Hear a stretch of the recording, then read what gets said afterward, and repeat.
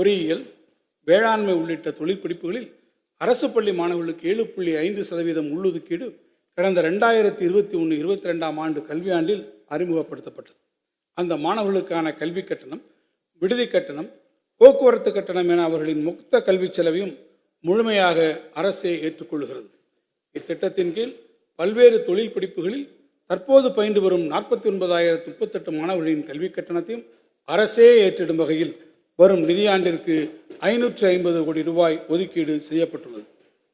புதுமை பெண், தமிழ் புதல்வன் போன்ற முன்னோடி திட்டங்களால் தமிழ்நாட்டின் மாணவர்களின் உயர்கல்வி சேர்க்கை தொடர்ந்து அதிகரித்து வருகிறது.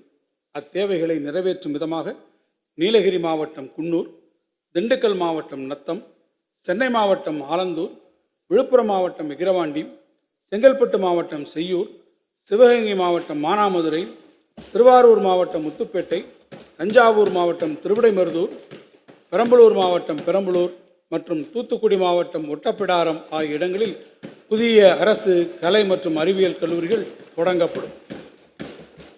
மாணவர்களிடையே அறிவியல் சிந்தனையை வளர்த்திடவும் இளைய தலைமுறையினருக்கு புதிய தொழில்நுட்ப வசதிகளை தொடர்ந்து அறிமுகம் செய்திடும் நோக்கோடு சிங்கப்பூர் அறிவியல் மையத்துடன் இணைந்து நவீன முறையில் வடிவமைக்கப்பட்ட சென்னை அறிவியல் மையம் உருவாக்கப்படும். இம்மையத்தில் அறிவியல், தொழில்நுட்பம், பொறியியல் மற்றும் கணித ஸ்டெம் புலங்கள் மட்டுமின்றி விண்வெளி, வானவியல் துறைகளின் மெய்நிகர் மாதிரிகளும் இடம்பெற்றிருக்கும்.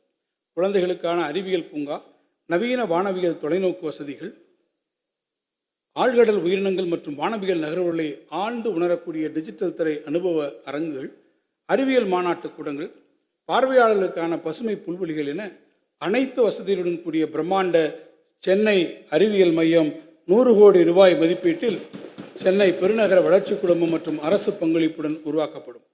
நாள்தோறும் மாறிவரும் தொழில்நுட்பம், புதிய கண்டுபிடிப்புகள், புத்தாக்க சிந்தனை, தொழில்துறை வளர்ச்சி ஆகியவற்றுக்கு அணிவேராகவும் அடித்தளமாகவும் இருப்பது அடிப்படை அறிவியல். காலநிலை மாற்றம், உலக வெப்பமயமாதல், புதுப்பிக்கத்தக்க மின்சக்தி சேமிப்பு தேவை, உலகெங்கும் பரவி வரும் நோய்க்கிருமிகள் என பல்வேறு சவால்கள் உருவாகி வருகின்றன. இவைகளுக்கான தீர்வுகளை நோக்கிய பயணத்தில் புதிய பார்வையுடன் அணுகும் அடிப்படை அறிவியல் ஆராய்ச்சிகள் முக்கிய பங்கு வகிக்கின்றன.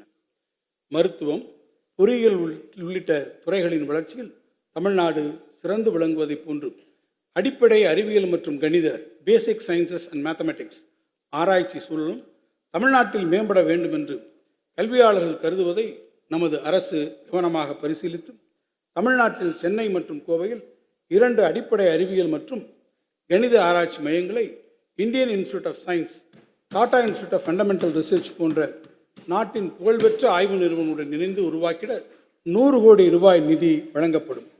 புகழ்பெற்ற அறிவியல்களின் வழிகாட்டுதலுடன் முனைவர் மற்றும் முதுமுனைவர் பட்டப்படிப்பு மூலம் உயர் அறிவியல் ஆராய்ச்சிகள் மட்டுமின்றி மாணவரிடையே ஆழமான அறிவியல் மனப்பான்மையை உருவாக்கிடவும் இம்மையங்கள் முக்கிய பங்காற்றிடும். இந்த வரவு செலவு திட்ட மதிப்பீடுகளில் உயர்கல்வித்துறைக்கு 8,494 கோடி ரூபாய் ஒதுக்கீடு செய்யப்பட்டுள்ளது.